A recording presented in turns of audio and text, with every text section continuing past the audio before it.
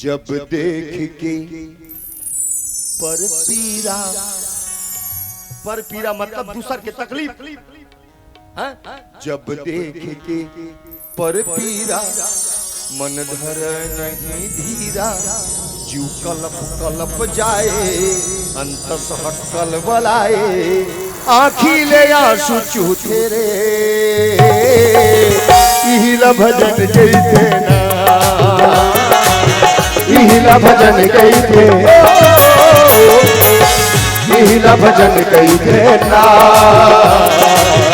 इहिला भजन कैथे जे जब देख के पर पीरा मन धरे नहीं धीरा कलप कलप जाए अंतस हटल बलाए आँखी ले आंसू चूचे रे इहिला इहिला इहिला भजन कैथे ना इहिला भजन कैथे इहिला भजन कैथे ना इहिला भजन कैथे जे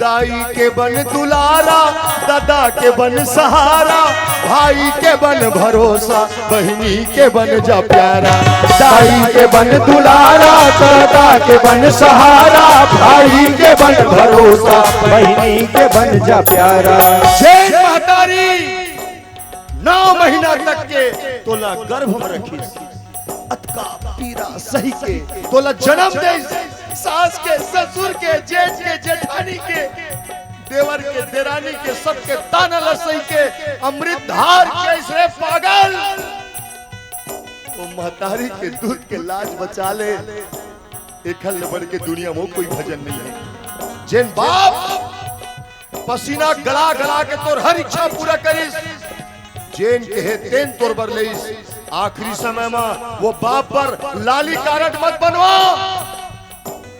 ओरिजिनल भजन है पायो जी मैं तो राम रतन धन पायो चिल्ला चिल्ला के गाय भर से कुछ नहीं हो बेटा जिंदगी में करे लगे ये भजन ला हाँ जेकर भाई रहते ना भाई भाई तेना आधा भार लहर थे भाई के हाँ निकल के लखनलाल बिना पन्ही के राम के पाछू पाछू यही ताय भजन सावन पुन्नी के दिन राखी बांध के जे है ये बहिनी ये राखी के धागा के लाज बचा ले एक हल बढ़ के दुनिया में कोई भजन नहीं है अवेला करवे तो ही का घरला बना ले सरक मुक्ति के गड़ले मारक सब सुख हा समाही सब देवता की सहाई सुमन के फूल फूल तेरे ताकि थे भजन भजन की थे अब जब तक कहा था तो बिल्कुल कही थे का इहिला भजन कही थे ना इहिला भजन कही थे इहिला भजन कही थे ना इहिला भजन कही थे जी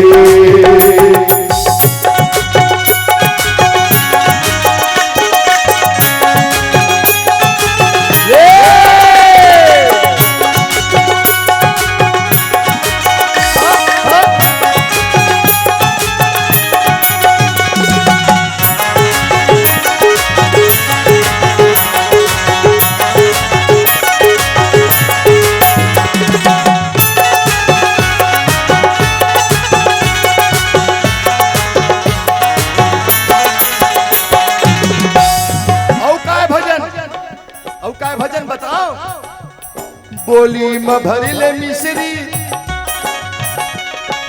पीपर के बन जा पिकरी, चिड़ई के बन जा दाना, आषाढ़ के तय पिहरी। गोली में भरल मिश्री, पीपर के बन जा पिकरी, चिड़ई के बन जा दाना, आषाढ़ के तय पिहरी। गौदाई के तय चारा, गर्मी मतय फुहारा, पियासी बरत पानी, चुड़वा ही जिंदगानी। सरग के फल मिलते रे, का कहते इहिला भजन कहते ना, इहिला भजन कहते, इहिला भजन कहते ना, इहिला भजन कहते जी। औ काला भजन कहते, बताओ बताओ आय बताओ। अंधवा के बन जा लाठी, खोरवा के बन जा पाखी, भूखे के बन जा कौरा, गरीब के तय साथी। अंधवा के बन जा लाठी, खोरवा के बन जा पाखी, भूखे के बन जा कौरा, गरीब के तय साथी। कोई सूरदास काटा खूटी में छपा गे, काटा खूटी में छपा गे है, तब मोबाइल पकड़ के फोटो मत खींच।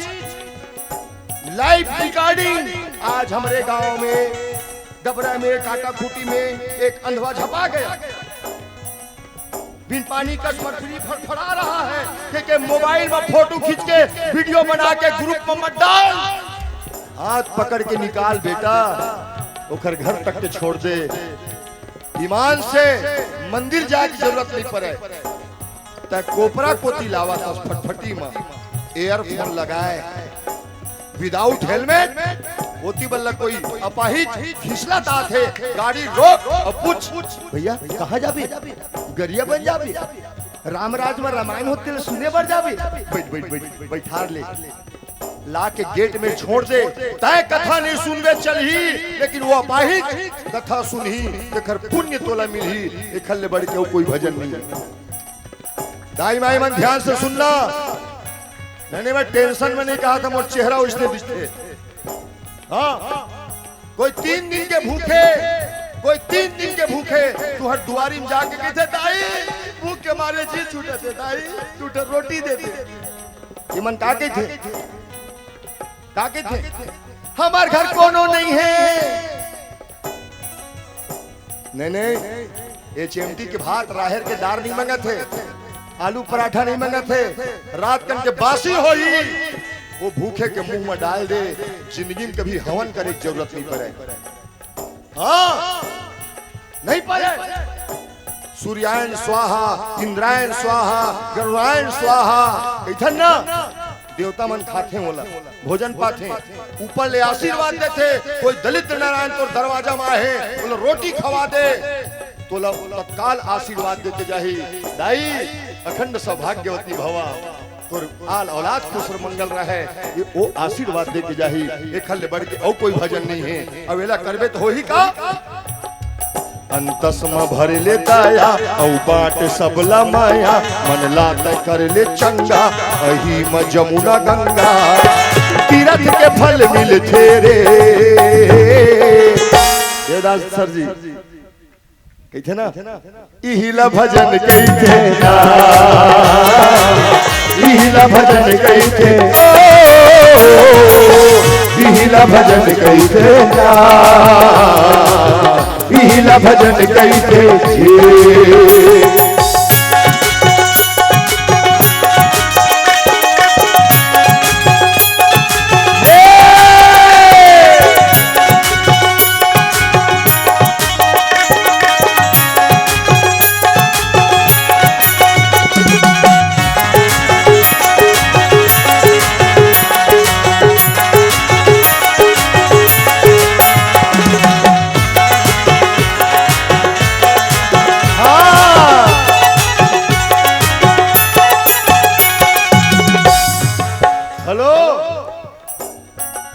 केबरा वाले ने कहा था हेलो ठीक है, हेलो कहाँ काशी जात हस, काशी काबर मरे बर। अच्छा गरियाबंद में मरबेत नहीं बनी, नहीं मैं काशी में मरू हूँ। काबर काशी मरथे ना तिला मुक्ति मिलथे, रिटर्न जन्म नहीं होए ओखर वापिस मुक्ति। अच्छा कोनो ले गिलास पानी पिया है अपन जिंदगी में, ककरो सन मीठ मीठ बोले है, ककरो आखी कासुल पोछे है, दू पैसा कोनो में दान करे है, दाई दादा सहारा बने है। अरे कोई एक गिलास पानी नहीं पिया है, ककरो सन मीठ मीठ बोले नहीं, कोई बेसहारा के सहारा बने नहीं बने। मैं गरियाबंद के मंच से छाती ठोक के कहा था अगर तक काशी जावे भी तो काशी के गेट में खड़ा होके भोलेनाथ बोला वेलकम माय डियर की नहीं कहे। हाँ बेटा काशी में मरे के भी औकात चाहिए। मैं 4 जन आदमी जानता हूं जिन मरे बर काशी गए और 6 महीना नहीं मरीज लहुट के आई रात के ओखर ओम नमः शिवाय घर में मर गए। हाँ मैं जानता हूं 4 आदमी ला ओखर नाम नहीं बताओ, बोला का मतलब ओखर नाम बताए मर गए। कहाँ जाबे तय काशी कर्मा लपेट फांसी, कभू करे नहीं धर्म सबके उड़ाए हासी। कहाँ जाबे तय काशी कर्मा लपेट फांसी, कभू करे नहीं धर्म सबके उड़ाए हासी। तो करना क्या करना है राम राज वालों बताओ। बैरागी के संग धर ले, नहीं ये बैरागी संग नहीं, एक बैरागी के संग धरबे कुछ नहीं मिले, ये जात के बैरागी है यार। धोखा मत खाना कि ये मत त्यागी आए बैरागी आए, नहीं खेत है खार है घर है द्वार है लड़का है बच्चा है सब, मैं जात के बैरागी हूं। और मोर संग धरबे कुछ नहीं मिले। एक कहावत है देवदास सर जी, कोठी के पाखा रेंगे छूछू और बावा के संदर्भ में नहीं पावे कुछ। हाँ वैसे भी बावा मन शेर समान में का मिलते, एक मुठा राख एक मुठा चाउर और एक पसर नून। चाउर कम देते नून ज्यादा देते, अब वो गड़ा वाले आयोडीन वाले लपन मन खाते, घेंघा रोग हो बावा मन लहुआ। हाँ मैं जात के बैरागी यार, ये यही मोर औकात है। मोरे खाए पिए ठिकाना नहीं है तो तोला पर संग में लेके काला खाऊं मैं दिखावा नहीं कर रहा हूं प्यारे। हाँ मैं दिखावा नहीं कर रहा हूं, ये ओरिजिनल है। जात के बैरागी है तो बैरागी कौन? ये हनुमान जी बैरागी। दुनिया में खल बढ़ के दुनिया में कोई बैरागी नहीं है। वो खर संगल धरबे तो बेड़ा पार हो जाही। बैरागी के संग धर ले पर पीराला सुमर ले, अहि कई खेरे रामायण सेवा महे नारायण, हरि हरे लमिल खेरे। काकी थे ओए बाबू काकी थे। कैमरा वाले मन मात्र कैमरा में ही ध्यान से कथस कोई ना देना नहीं है। तो एक ठन भजन ला 15 पे डाक पार पूछबे ये श्रद्धा स्टूडियो वाले बेटा का के थे ते का के थोड़ा से लेफ्ट ले थोड़ा सा आगे ले थोड़ा सा। अरे इहिला भजन कही थे ना, इहिला भजन कही थे, इहिला भजन कही थे ना, इहिला भजन कही थे ना, इहिला भजन कही ना, इहिला भजन कही थे। गोलखन से रामचंद्र की जय।